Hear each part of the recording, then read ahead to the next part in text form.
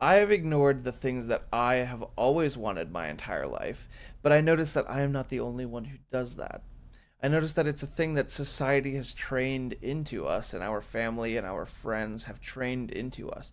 They have trained, and we have trained each other to ignore our passions. That's something that I did my entire life at this point. When I was 11, I found my passion. It was music.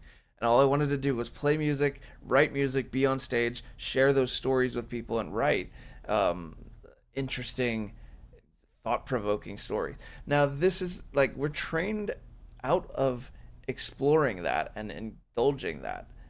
We tell people that if they go to school and they work hard and they get a 9 to 5 that pays well and climb the ladder and go to college, we're told do all of those things and also don't forget to have a backup plan in case your passion doesn't work out. But what we're really doing is telling people not to follow those passions. We're telling people that you are okay having this backup plan and letting this idea, this passion just simmer and eventually burn out.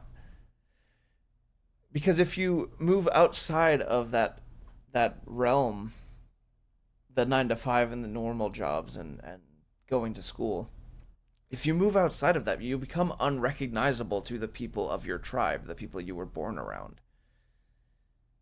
So we're training people to ignore their passions.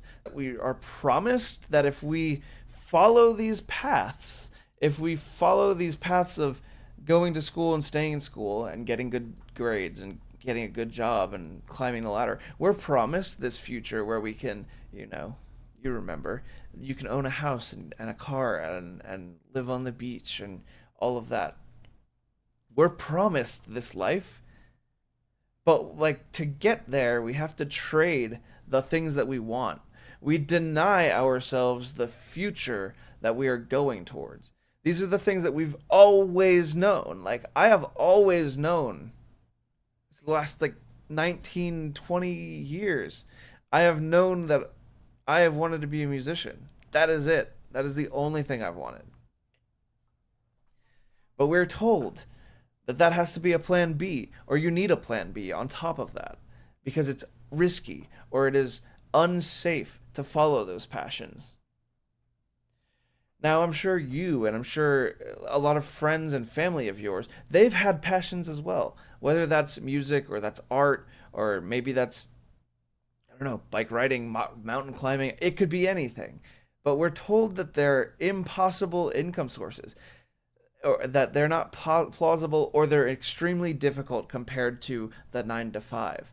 But listen to the risk that the 9 to 5 really gives us. Like there's more risk in that than there is in following our passions. If you have a 9 to 5, you could be fired at any point. You could be fired tomorrow just because Christmas is over and it's 9 days before Christmas or something, whatever. Like if you get a 9 to 5 and you stay at a 9 to 5, it might not, like in 2 years you can get fired and then you have the okay, you're given the green light to be off the hook for it. It's not your fault. That's the reason that we stay in these tribes and these boxes that we put ourselves in, where we say that we need to have this normal life, but we have a greater burning fire and this greater burning passion inside of us. And that passion for me has always been music. So that passion for you, I don't know what it is, but I bet that it's not the 9 to 5 that you're working. The thing that I also realize now is that we have a society, we've created a world where we're all connected. Like I can post this video right now and not that this is the goal, but I could post this video right now and this could somehow become a source of income and that could be my new job. All right. So you could start posting content about your job, your passion, mountain climbing, just say, and eventually create an income based off of that, however you might do that. But we're told not to follow these passions because they're irregular. There's no process. There's no step by step. This is how you do it. Now, we're getting to the point in society where it is more of a step by step process. This is how you build an online business. You do this and then you do this and then you get that. We're getting to that point, but it's very uncharted territory. And also with music, it's super uncharted. It's not you do this and then you do this and then you are good and then you get, signed and you make money and you get to do all the big tours. It's not like that with music. And I know that there's a lot of other passion and other arts and there's other passions and other arts where that's also not the case, where it's also difficult to get into as far as just what we've known. But a 9 to 5, we know how to get into them, and then we give each other the social write off, as in anything that happens here, if you get fired, I will pat you on the back and say it's not your fault. We give each other that like social okay and that social write off of like it's not your fault if you fail. But if I failed as an artist, it is indefinitely my fault. Everyone would know that because this is my path. This isn't someone else's path. Same with the opposite goes for a 9 to 5. If you're following that path, it's not your path. It's someone else's path. As in, if you get fired, it's someone else's choice. But if you quit, that is your choice. Hooray for you, you've done a good job. Now you're on to the next thing, right? Like that's the okay and the gold stamp that we give people getting a 9 to 5. But we don't give that to people following their passions. So the other thing is that I noticed that we follow our passions slightly, but not wholeheartedly and not with full focus the way we would a career. As in, people know when they're going to, go to school and become a doctor, it's going to take them 8 or 10 years to do.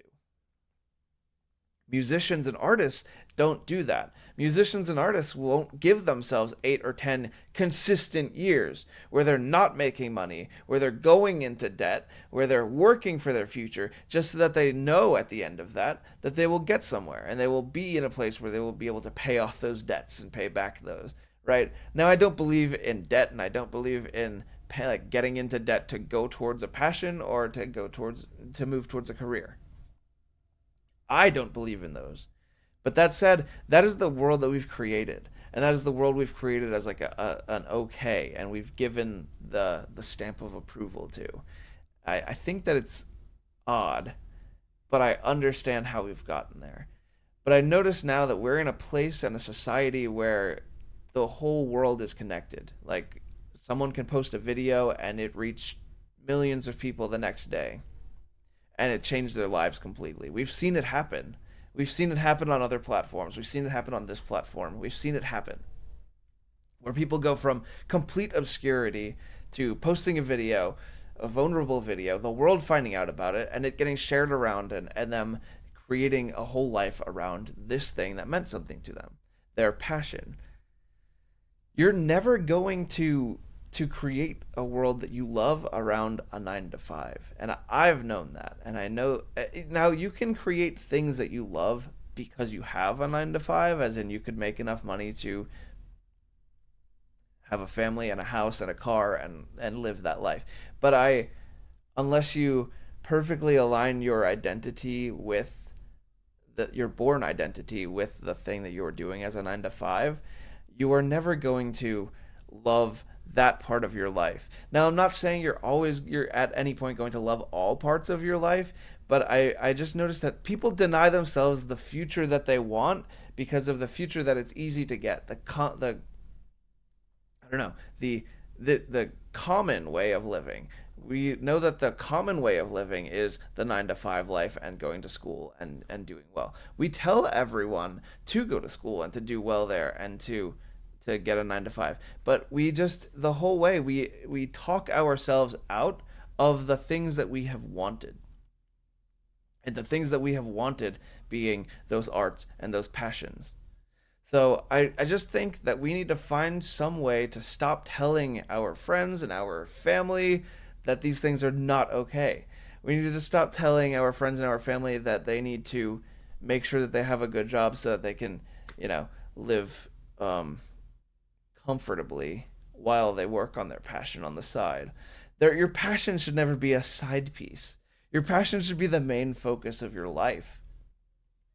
And I wholly believe that. I think that your passion needs to be the main focal point of your life, and that around that might be some other works that you have to do. As in, you might have to find a job but that job should be able to give you space to work on your passion.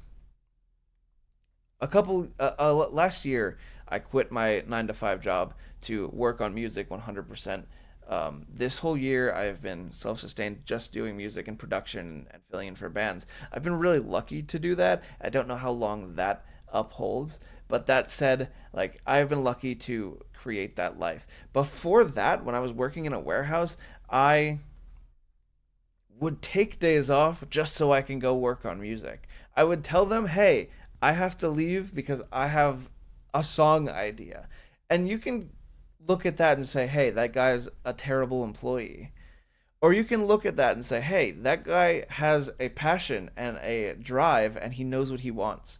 The thing is that most people in society, and I know this for a fact because it happened to me, some people would say, "How dare you leave us working here in the warehouse when you go and work just so you can go work on a song or work on music?" To me, that song impacts society so much more, as in our passions impact society so much more than the 9 to 5 work, than the warehouse job. I was giving out pool equipment in a warehouse for screen enclosures.